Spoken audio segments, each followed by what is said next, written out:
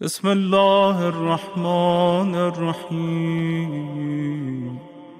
وہ ہمارے ایک بہت بڑے مناظر سے دنیا سے چلے گئے، اللہ تعالیٰ ان کی مغفرت فرمائے۔ میں یہ لفظ نہیں کہہ رہا، وہ کہہ رہے ہیں۔ وہ کہا کرتے تھے کہ پاکستان کے اندر شیعہ حضرات کو اتنی آزادی حاصل ہے کہ یہ 5 وقت تو اذان نہیں دیتے، اذان تو یہ 3 دیتے ہیں، مطلب ان کے یہاں 3 اذانیں ہوتی ہیں، 3 اوقات کے اندر یہ اہل سنت کو گالی دیتے ہیں۔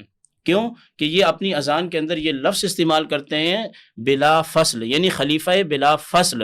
اس کا مطلب یہ ہے کہ یعنی کہ ان کا عقائد میں تو یہ ہے نا کہ بھائی پہلے خلیفہ نہیں ہے، پہلے مولا علی ہونے چاہیے تھے، یہ تو چلو پھر بھی عقلاً ایک بات سمجھی جا سکتی ہے، مگر بلا فصل کہنے سے لا نفی جنس کا ہے، یعنی رسول اللہ کے بعد خلافت کسی اور کے لیے ہے ہی نہیں ہے، وہ ہے ہی مولا کائنات کے لیے۔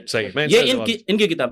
اور میں آپ کے پروگرام کی وساطت سے یہ بتانا چاہتا ہوں، پوری دنیا کے شیعہ حضرات، پوری دنیا کے شیعہ حضرات، امام اہل سنت شاہ احمد رضا خان فاضل بریلوی نے یہ جو لکھا ہے الادلۃ الطاعن علی اذان الملاعن، یہ اس کے اندر انہوں نے تمام روایات شیعہ کی جمع فرمائی ہیں۔ اور پھر دوسری بات یہ ہے، مجھ سے پہلے جو گفتگو یا مجھے اس کا پتہ نہیں ہے کہ انہوں نے اذان کا پس منظر کیا بیان کیا ہے۔ حضرت عبداللہ کے حوالے سے، عبداللہ بن زید کے حوالے سے تاریخ بتائی، اس میں کوئی ایسی بات نہیں۔ ہاں سیم یہی بیان کیا عبداللہ بن زید کے حوالے سے، وہ والی روایت بیان فرمائی اور اس کا رد کیا ہے کہ یہ اللہ کے رسول کو سیدھا یعنی براہ راست بتایا گیا ہے۔ ہاں تو وہ تو یہ شیعہ حضرات کا ایک پرانا طریقہ اور وتیرہ بھی رہا ہے کہ ہماری صحیح حدیثوں کو بھی یہ کہہ کے رد کر دیتے ہیں، اور پھر اگر کوئی بات ہماری حدیثوں میں آ جائے، اور پھر جیسے کہ مولا علی کے ساتھ علیہ السلام ہے، حضرت بی بی پاک فاطمہ الزہرا کے ساتھ علیہ السلام ہے، تو اسی بخاری اور اسی ترمذی سے پھر حوالہ بھی دیتے ہیں، پھر انہی کتابوں کو رد بھی کرتے ہیں۔ تو یہ ان برادران کا معاملہ ہے کہ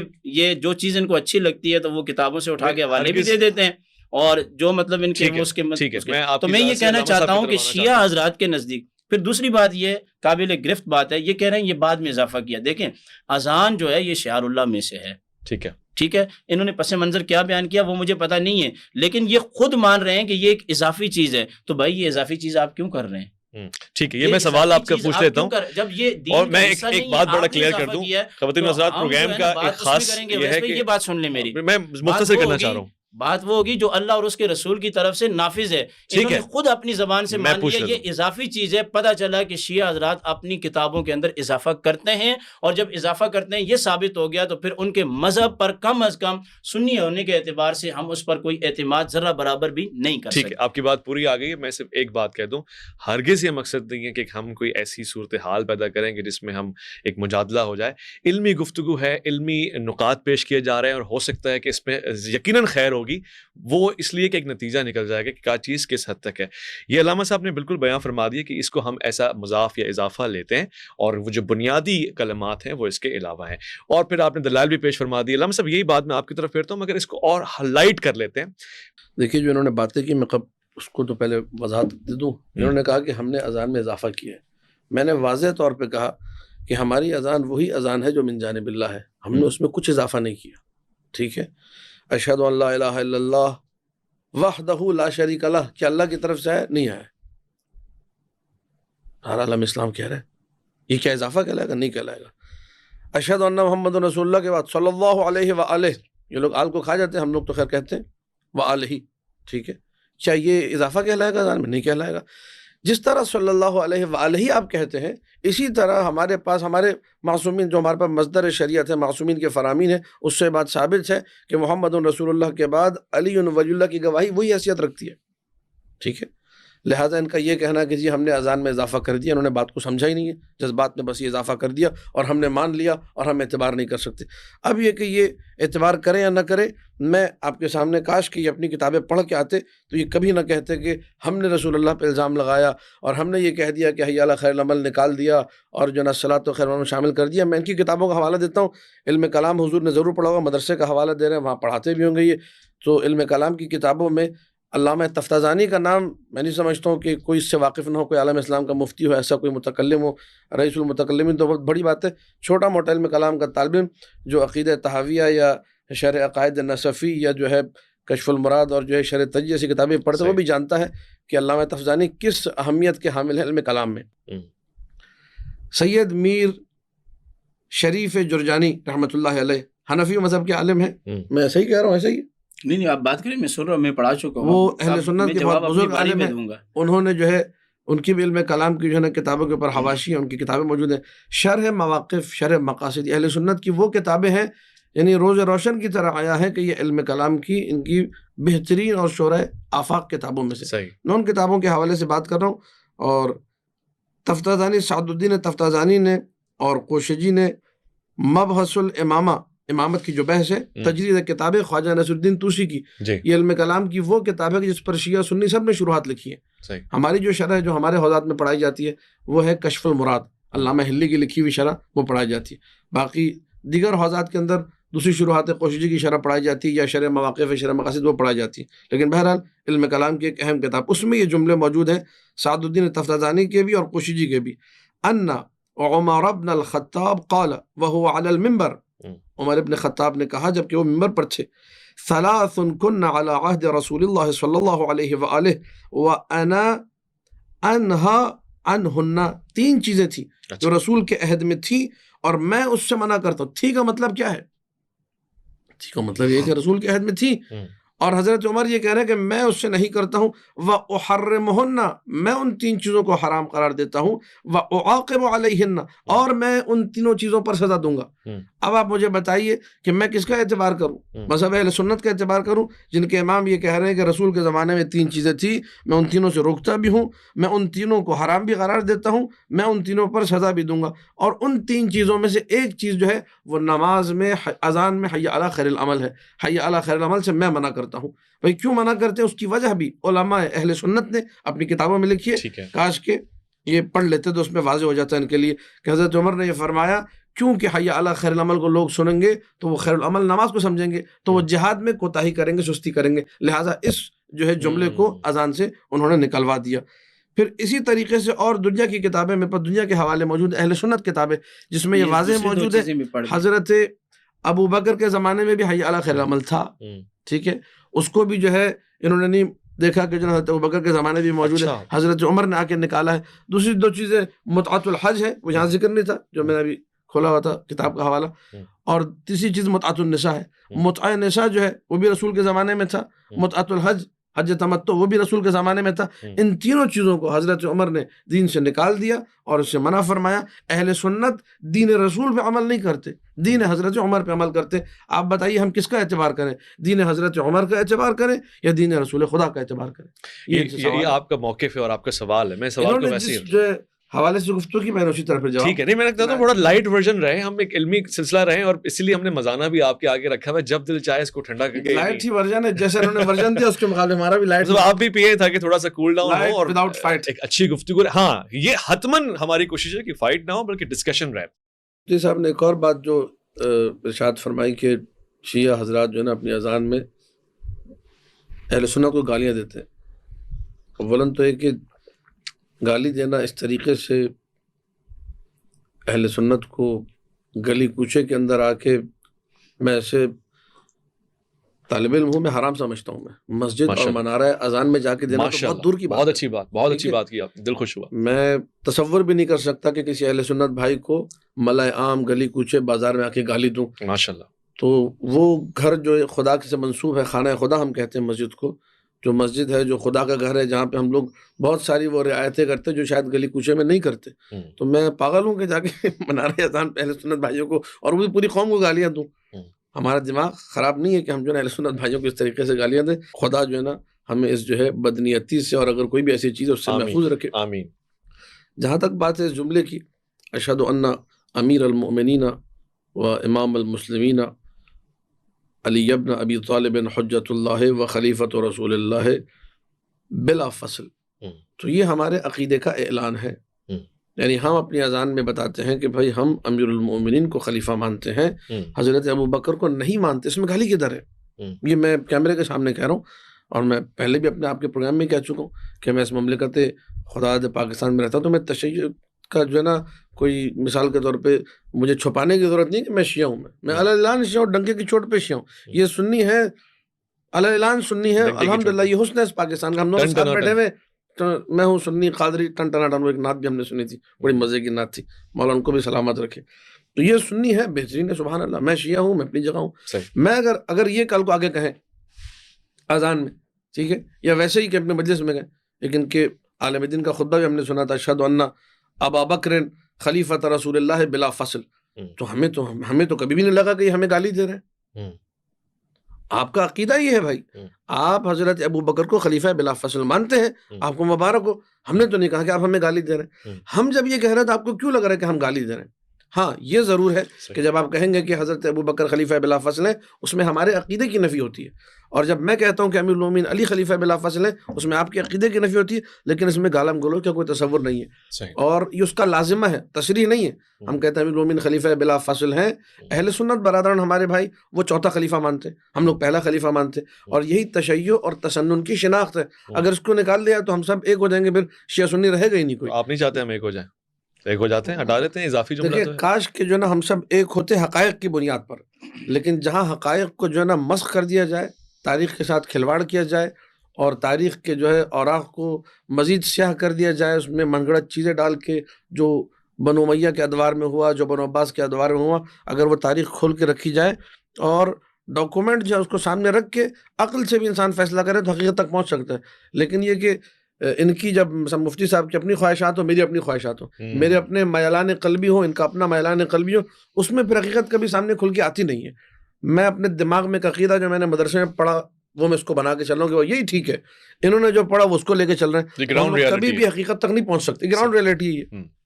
تو بہرحال میں اب چونکہ انہوں نے بات کی تھی کہ ہم گالی دیتے ہیں، میں واضح طور پہ نفی کر رہا ہوں، مذمت بھی کرتا ہوں جو بھی گالی دیتا ہے کسی بھی حوالے سے، اذان اور منارہ اذان اور مسجد اور اسپیکر تو بہت دور کی بات، گلی کوچے میں بھی اگر کوئی کسی سنی بھائی کو کھڑے ہو کے گالی دے شرعاً حرام. بہت اچھا پیغام. ٹھیک ہے، ہم تصور نہیں کر سکتے کسی اہل سنت بھائی کو گالی دے. مقدسات اہل سنت کا بھی ویسے ہی احترام ہے، اس میں بھی کوئی گالی ایسی کوئی جملے. میں نے تو آپ سے کہہ دی کہ ایک سنی ہمارا بھائی جو گلی میں مثال کے طور پر ٹھیلا لگا کے کلفی بیچ رہا ہے، اس کو مقدسات تو آپ پھر بہت ہی اوپر لے گا. ماشاءاللہ. میں تو ایک عام جس کو میں جانتا ہی نہیں ہوں کہ وہ کون ہے، کس قبیلے کا ہے، سید ہے کہ غیر سید ہے، کس ذات کس بات کا، مجھے کچھ نہیں پتا. صرف میرا سنی بھائی ہے، میں اس کو کہہ رہا ہوں گالی دینا حرام ہے. مقدسات تو آپ میراث پہ لے کے بات، بہت اچھی بات ہو گئی، میرے خیال اس کو اپریشیٹ کرنا چاہیے. کافی ساری باتیں انہوں نے کی ہیں. ایک بات انہوں نے اپنی گفتگو میں اور کہی، وہ یہ کہ ان کے ہاں صلی اللہ علیہ وسلم کہا جاتا ہے، ہمارے ہاں اذان کے اندر کبھی بھی صلی اللہ علیہ وسلم نہیں کہا جاتا. آپ بھی سنتے رہتے ہیں، کس اہل سنت کی مسجد میں آیا کہ اشہد ان محمدن کے بعد جو ہے ہم پڑھے صلی اللہ علیہ وسلم؟ یہ نہیں، ہم بالکل نہیں پڑھتے. ہاں البتہ ہم اذان سے پہلے درود پڑھتے ہیں، اذان کے بعد درود پڑھتے ہیں. اذان کے اندر جو انہوں نے الزام لگایا کہ یہ الفاظ ان کے ہاں اضافی ہیں، ہمارے ہاں کوئی لفظ اضافی نہیں ہے، اس کی بھی میں تردید کرتا ہوں. اور دوسری بات یہ ہے کہ حضرت جو ہیں وہ کل ہماری کسی بھی مسجد کی اذان سن لیں، اور اذان سننے کے بعد اگر کہیں پہ یہ پڑھا جا رہا ہے اذان کے اندر، جیسے اہل تشیع کے یہاں پڑھا جاتا ہے، اسی وقت ریکارڈنگ کر کے آپ کو بھیجیں، مجھے بھیجیں، ہم انشاءاللہ اس پر جو ہے وہ ایکشن لیں گے. خواتین والا سوال بھی. گالی کا ایک معاملہ اور بھی نہیں ہے، مجھے گفتگو کرنے دیں. گالی کا ایک معاملہ اور بھی ہے، وہ یہ ہے کہ انہوں نے جو بات کہی ہے نا، یہ وطن عزیز ملک پاکستان، اس کا جو قانون ہے اسلامی، یہ اہل سنت کے ہاں ہے. یعنی کہ ہم شیعہ برادری کو سپورٹ کرتے ہیں، ان کا حفظ و امان سب چیزیں ہیں، مگر پاکستان کا جو قانون ہے وہ فقہ حنفی اہل سنت و جماعت ہے. یعنی اس کے علاوہ کوئی بھی نہیں ہے، نہ کہ اہل تشیع کو اس میں شامل کیا گیا. یہ بات ان کے ذہن میں رہنی چاہیے، اور اگر میں غلط ہوں تو آپ اس کی تصحیح کریں. یہ وطن عزیز ملک پاکستان جو ہے، جس تو اسلامی جمہوریہ پاکستان سنا ہے، حنفی والا اسلامی جمہوریہ اسلام جو ہے وہ اہل سنت ہے. اسلام اہل سنت کے علاوہ ہے ہی نہیں ہے. یہ تو آپ کہہ رہے ہیں، ان کا موقف اس کے علاوہ بھی تو اپنی باری میں بولیں، میں چونکہ بات کر رہا ہوں تو وہ اپنی گفتگو کر سکتے ہیں اس کے بارے میں. اسلامی جمہوریہ پاکستان اسلام ہے ہی وہ یہ جو اہل سنت کے پاس ہے. اہل سنت کے علاوہ جو ہے وہ اسلام نہیں ہے. وہ خود یہ کہتے رہتے ہیں کہ ہم نے اضافہ کیا ہوا ہے، تو اس پہ ہم اعتماد نہیں کر سکتے. یہ بات میرے ذہن میں آ گئی کہ یہ عقائد کی کتابیں اٹھا کے ہمیں حوالہ دے رہے ہیں اور کہہ رہے ہیں کہ حضرت عمر نے یہ کیا. ہماری کسی بھی ایسی کتاب کے اندر، جیسے فتاوی شامی میں دکھا دیں، بخاری میں دکھا دیں، مسلم شریف میں دکھا دیں، یہ نسائی میں دکھا دیں، قرآن میں کہیں دکھا دیں، کہیں پہ بھی نہیں، تفسیر کے اندر دکھا دیں. یہ ایک جناب سید میر شریف کو لے کے آگے اور علامہ تفتزانی کو لے کے آگے. علامہ صاحب ایک بڑا لطیف سوال ہے معاملات اور ہلکے کرنے کے لیے، میں نے ابھی جواب دینا ہے. آپ جواب دیں. مجھ سے تو یہ ہو کہ میں سوال بھی اپنا رکھ دوں. حضور کریم صلی اللہ علیہ وآلہ وسلم نے انہوں نے فرمایا، چونکہ اذان دی ہے، تھوڑی سی حساس ہے، وہ اس کو میں عرض کرتا ہوں، بعد میں ابھی سوال لیجیے گا جی، کہ میں نے یہ کہا حضرت عمر پہ، نعوذ باللہ میں نے الزام لگایا، میری کیا مجال کہ میں حضرت عمر پہ الزام لگاؤں. میں نے یہ کہا کہ جی وہ متع حج اور متعۃ النساء حضرت عمر نے نکالا اور اس پہ سزا معین کی اور کہا کہ میں منع کرتا ہوں، میں حرام کرتا ہوں، یہ میں نے ان پر الزام لگایا. میں نے الزام لگایا. اچھا، یہ تفسیر مفاتیح الغیب، تفسیر مفاتیح فخر الغیب، الدین رازی کی کتاب ہے، اب کیمرے پہ ریکارڈ ہو رہا ہے میں سب کے سامنے.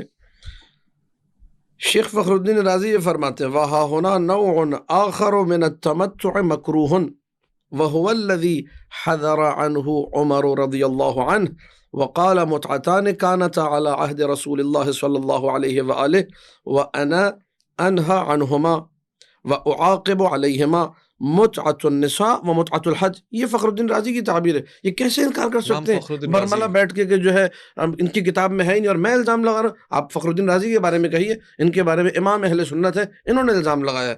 قال القرطبی، یہ بندر ٹاؤن میں چلے چاہے گرو مندر پہ، آج ہی میں کتابیں لے گیا تھا، وہاں تفسیر قرطبی سامنے لگی ہوئی ہے، ٹھیک ہے، جامع الاحکام کی تفسیر کا نام ہے، جلد نمبر 2 صفحہ نمبر 392. والوجہ الثالث من التمتع هو الذي توعد کہتے ہیں توعد، ڈرانے دھمکانے کو، جس پر ڈرایا دھمکایا عمر بن الخطاب رضی اللہ تعالی عنہ. وقال متعتان كانت على عهد رسول اللہ صلی اللہ علیہ وسلم، یہاں دیکھیں وآلہ نہیں ہے، انا انہا عنہما واعاقب علیہما. یہ کون کہہ رہا ہے جی؟ امام قرطبی. میں نے الزام لگایا. وقال ابن عادل الحنبلی فی اللباب فی علوم الکتاب، جلد نمبر 3 صفحہ نمبر 370. واتمام التمتع المکروہ وهو الذي خطب به عمر رضی اللہ تعالی عنہ وقال متعتان كانت على عهد رسول اللہ. تمتع مکروہ جس کا اتمام جو ہے مکروہ ہے، یہ وہ ہے جس کے بارے میں حضرت عمر نے فرمایا تھا کہ متعتان كانت على عهد رسول اللہ صلی اللہ علیہ وسلم. یہاں بھی وعلیہ نہیں لگا ہوا، اہل سنت آل کو کاٹ دیتے. وانا انہا عنہما واعاقب علیہما متعۃ النساء ومتعۃ الحج، یہ میں نے الزام لگایا. وقال القماش فی تفسیر ہی جامع لطائف التفسیر، قبلہ فرما رہے تھے کہ کسی تفسیر کی کتاب میں نہیں، یہ ساری تفسیر کی کتاب میں. یہ آپ شیئر کر سکتے ہیں مفتی صاحب کے ساتھ تاکہ وہ اس پر رائے دے دیں. بالکل بھیج دوں گا. ما روی عن عمر رضی اللہ عنہ انه قال فی خطبته متعتان كانتا على عهد رسول اللہ صلی اللہ وسلم علیہ وسلم انا انہا عنہما واعاقب علیہما. ذکر هذا الكلام فی مجمع الصحابہ، سارے صحابہ کے سامنے تھا عمر نے کہا، تو سارے صحابہ بھی سن رہے تھے. وما انکر علیہ احد فالحال هنا لا يخلو، اما، اب یہ اہل سنت کا کلام پڑھو، میرا کلام تو ہے نہیں. اما ان يقال انهم كانوا عالمين بحرمة المتعة فسكتوا، او كانوا عالمين بانها مباحة ولكنهم سكتوا على سبيل المداهنة. جانتے تھے متاح حرام ہے پھر بھی ساکن ہو گئے، یا جانتے تھے متاح مباح ہے لیکن یہ کہ وہ جنگ و جدال نہیں چاہ رہے تھے، مجادلہ نہیں چاہ رہے تھے کہ معاملات بہتر رہیں، یا یہ کہ وہ اباحہ کو جانتے نہیں تھے اور حرمت کو بھی نہیں جانتے تھے، تو وہ اس میں متوقف تھے. تو یہ ساری کی ساری جو بحث ہے، یہ میں نے تو نہیں لکھی اس کتاب کے اندر، تحریف تو نہیں کی، کتاب بازار میں موجود ہے، جا کے خریدے. میں پاگل تو نہیں ہوں کہ حضرت عمر جیسے عالم اسلام کی قداوت شخصیت پہ الزام لگاتا ہے، وہ بھی کیمرے کے سامنے. لہٰذا میں نے جو بات کی ہے اس کی یہ ساری دلائل جو ہے موجود ہیں.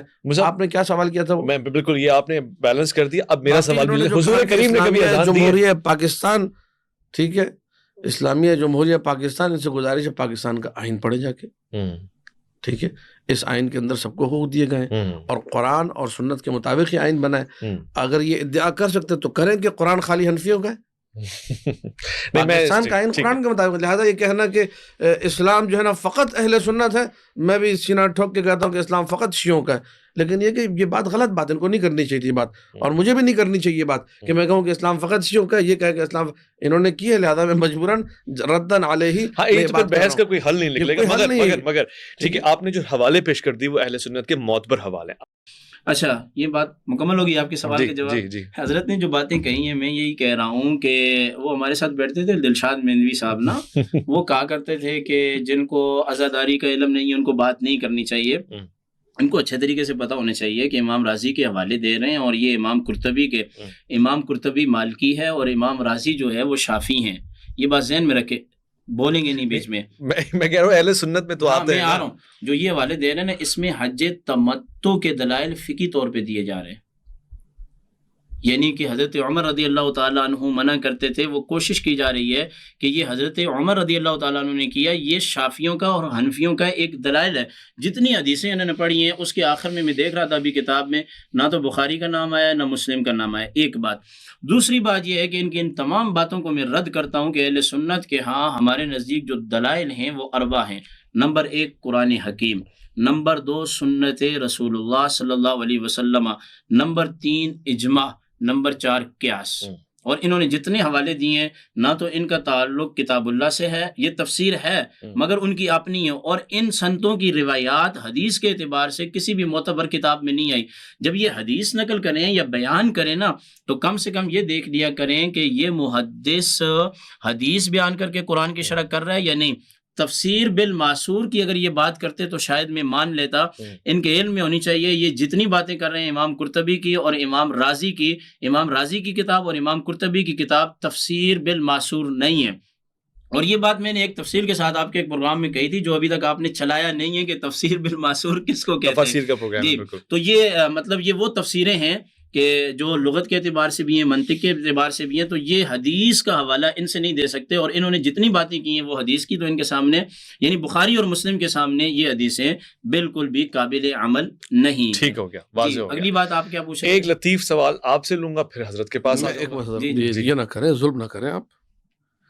حضور نے فرمایا، ابھی دیکھیں ان کی بات سے واضح ہو گیا کہ اہل سنت کا جو دین ہے نا وہ بخاری اور مسلم پر ہے.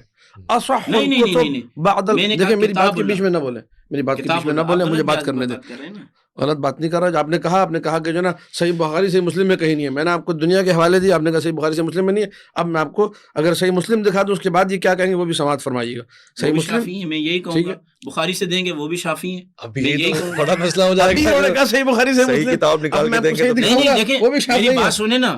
پھر تو امام بخاری بھی اس کا مطلب شافعیوں کا بھی اسلام سے کوئی تعلق نہیں ہے، حنبلیوں کا بھی کوئی تعلق نہیں، مالکیوں کا بھی نہیں، سمجھ نہیں پا صرف حنفیوں کا تعلق اسلام سے. یہ مطلب سمجھ نہیں پا رہے کہ حج تمتع یہ چیزیں جو ہیں یہ فقہ سے تعلق رکھتی ہیں، اور فقہ کا اختلاف جو ہے یہ رحمت ہے. انہوں نے مجھ سے کہا تھا کہ آپ میری گفتگو کے بیچ میں مت بولیے گا، اور یہ میری گفتگو کے بیچ میں بول رہے ہیں، یہ غلط ہے. یہ میں احتجاج کرتا ہوں. آپ کے پاس 2 منٹ. میں ان کے پاس بالکل خاموش رہا، میں نے ایک لفظ نہیں بولا، میں مسکراتا رہا. اب جب میں بولنا شروع ہوا تو یہ بیچ میں بول پڑیں گے. نہیں، سوال مجھ سے کر رہے تھے، وہ شروع آپ ہو گئے، آپ کو اندازہ نہیں ہے. آپ نے ان سے سوال کیا؟ جی مجھ سے سوال کر رہے تھے. حضرت سے گفتگو ختم ہو گئی، ہو گئی ختم. اب آپ کے پاس 2 منٹ ہے حضرت کے سوال پاس. جو آپ کر رہے تھے کہ پھر میں ان کی طرف جاتا میں ہوں، یہ ہی نہیں ہے آپ نے. میں نے پوچھنا ہے آپ سے سوال. حضرت مسلم ابن حجاج نے شاپوری رحمۃ اللہ علیہ کا حوالہ دیا، میں حدیث پڑھ دیتا ہوں.